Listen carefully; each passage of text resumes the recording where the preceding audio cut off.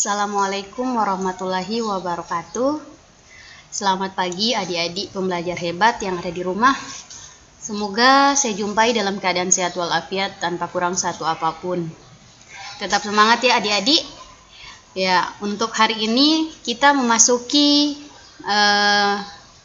masa pengenalan lingkungan sekolah untuk hari yang ketiga dengan materi pemanfaatan teknologi informasi dan komunikasi dalam pembelajaran daring dan literasi digital. Jadi, pemanfaatan TIK, karena kita sekarang masih berada di era pandemi, maka pembelajaran yang dilakukan pada masa sekarang ini yakni pembelajaran jarak jauh atau PJJ, itu dengan menggunakan metode daring atau dalam jaringan.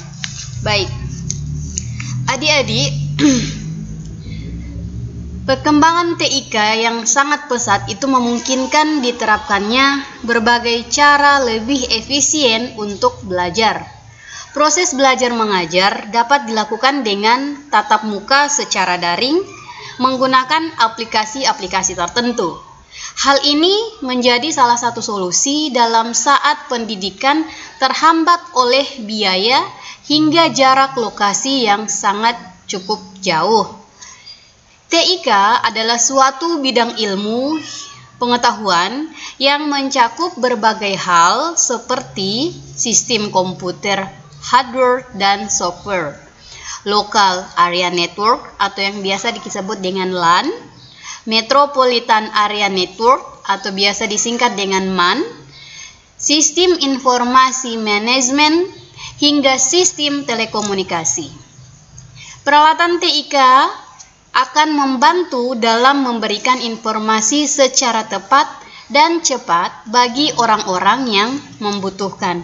Apalagi untuk di era pandemi seperti sekarang ini, salah satu pemanfaatan TIK itu yang sangat-sangat berperan dalam pelaksanaan proses pembelajaran secara daring.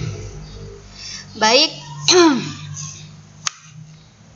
adapun pemanfaatan dari TIK sendiri sebagai media pembelajaran itu memiliki 3 fungsi.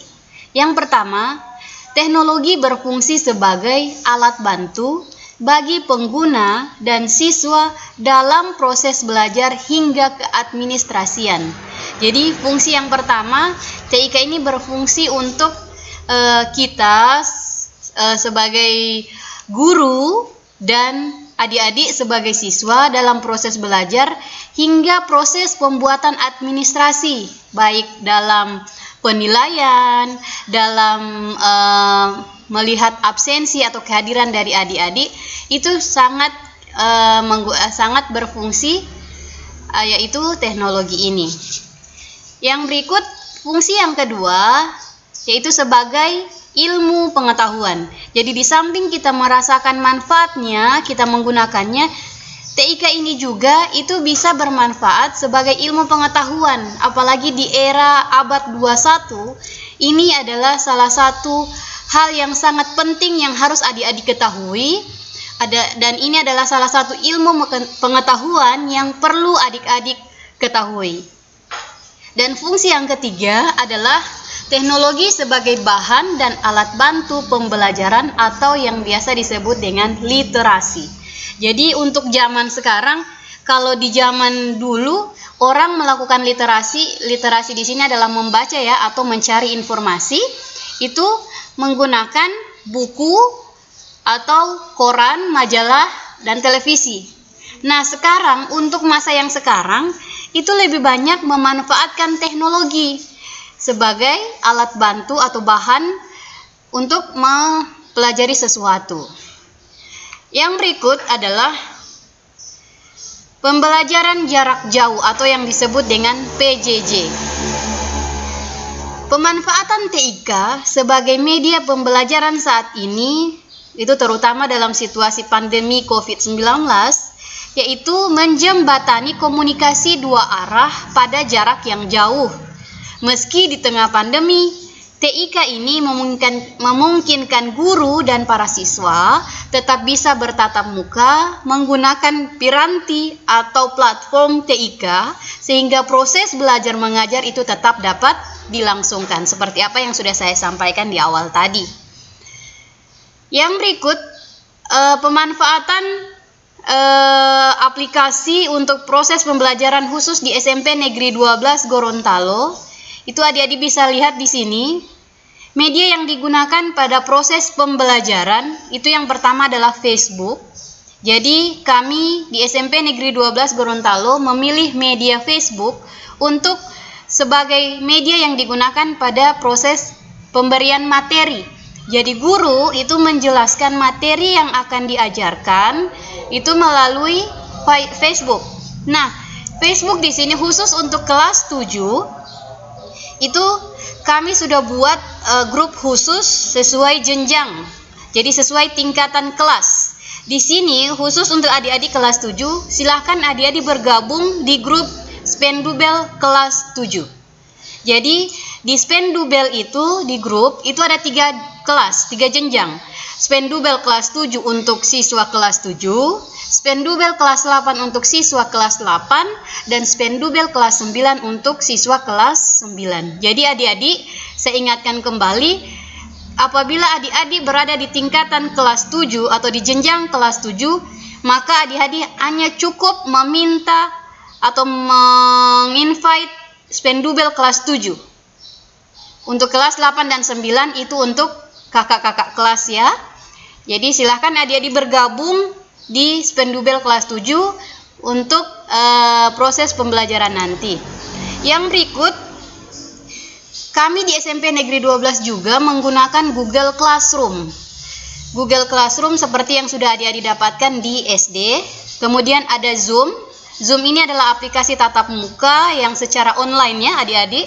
Karena kemarin pada pembukaan ada 10 orang yang terpilih itu mengikuti pembukaan MTLS secara live menggunakan aplikasi Zoom. Dan yang berikut adalah Google Meet. Jadi di Google Meet ini hampir sama dengan Google Classroom, tapi banyak fitur-fitur yang ada pada Google Meet tapi tidak ada di Google Classroom. Jadi sebentar nanti adik-adik akan mengetahui dan mengenal aplikasi-aplikasi ataupun media yang digunakan oleh SMP Negeri 12 Gorontalo pada saat proses pembelajaran. Kurang lebihnya ada 4 ini yang kami gunakan. Yang berikut media untuk menyampaikan informasi terkait pembelajaran. Jadi misalnya sebelum kami para guru memberikan materi, itu kami menginformasikan dulu ke siswa. Nah, media yang kami gunakan di sini adalah media WhatsApp. Jadi adik-adik yang belum memasukkan nomor WhatsApp, kami harapkan bisa segera memasukkan nomor WhatsApp karena nomor adik-adik itu akan kami buatkan grup khusus untuk pembelajaran dan grup khusus untuk wali-wali kelas. Jadi adik-adik akan tergabung dalam grup pembelajaran dan grup wali kelas. Yang berikut, media rekaman video yang digunakan untuk menyampaikan materi pembelajaran. Jadi ada sebagian guru yang menggunakan perekaman video terlebih dahulu. Jadi kami merekam video sementara menerangkan atau menjelaskan tentang materi, kemudian kami upload di Facebook atau di Google Classroom atau di Google Meet. Jadi kami menggunakan 2 aplikasi untuk merekam, yaitu ada iScreen dan ada Bandicam. Kedua aplikasi ini fungsinya sama, yaitu untuk merekam video. Yang berikut, media untuk absen kehadiran siswa, seperti yang sudah adik-adik isi selama kegiatan MPLS selama 3 hari ini, 3 hari yang 2 hari kemarin dan hari ini hari terakhir, itu menggunakan Google Form. Google Form itu dalam bentuk link yang setelah dibagikan melalui grup WhatsApp. Jadi ini adalah aplikasi-aplikasi yang digunakan oleh kami dari SMP Negeri 12 Gorontalo. Yang berikut adalah kita bahas yang materi kedua, yaitu tentang literasi digital. Apa itu literasi digital?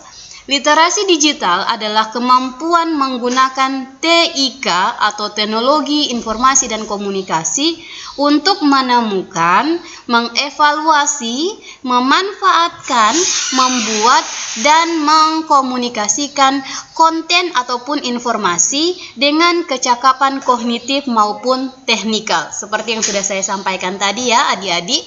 Jadi sebenarnya secara umum literasi digital ini adalah di mana adik-adik akan mencari, menemukan terkait informasi-informasi tentang pembelajaran secara digital. Yang berikut, literasi digital ini dikatakan penting karena itu bisa membuat seseorang mampu, yang pertama, berpikir kritis, kreatif, dan inovatif.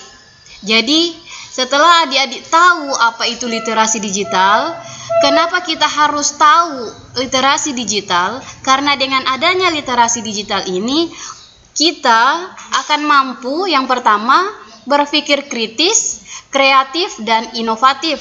Yang kedua, memecahkan masalah. Yang ketiga, berkomunikasi dengan lancar. Dan yang keempat, berkolaborasi dengan lebih banyak orang. Dari keempat ini yang akan mungkin adik-adik jumpai pada pembelajaran di SMP Negeri 12 Gorontalo. Yang berikut, manfaat dari literasi itu sendiri. Yang pertama, menghemat waktu. Jadi, adik-adik akan memiliki waktu yang lebih banyak ketika adik-adik menggunakan atau berliterasi dengan menggunakan media digital. Jadi, adik-adik mencari referensi di internet dapat dilakukan kapan saja dan di mana saja. Jadi, adik-adik berada di rumah, adik-adik tetap bisa mendapatkan informasi-informasi. Yang kedua, manfaat yang kedua adalah memperluas jaringan.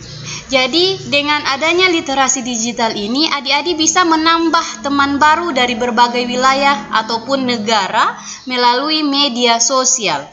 Jadi, dengan adanya literasi digital, ruang lingkup adik-adik dalam pertemanan itu bisa lebih luas, kita bisa mendapatkan teman dari luar daerah, bahkan dari luar negeri. Yang berikut, manfaatnya adalah belajar menjadi lebih cepat dan efisien. Jadi misalnya kita mencari kata tertentu, itu bisa menggunakan aplikasi Kamus Besar Bahasa Indonesia. Kalau biasanya kita mencari arti kata hanya dengan menggunakan kamus yang biasa kita pakai, dengan kapasitas kapasitas kata-kata yang ada di dalamnya itu terbatas. Tapi dengan adanya literasi digital ini, adik-adik bisa menemukan semua kata melalui aplikasi Kamus Besar Bahasa Indonesia atau Bahasa Inggris. Yang berikut manfaatnya yaitu ramah lingkungan.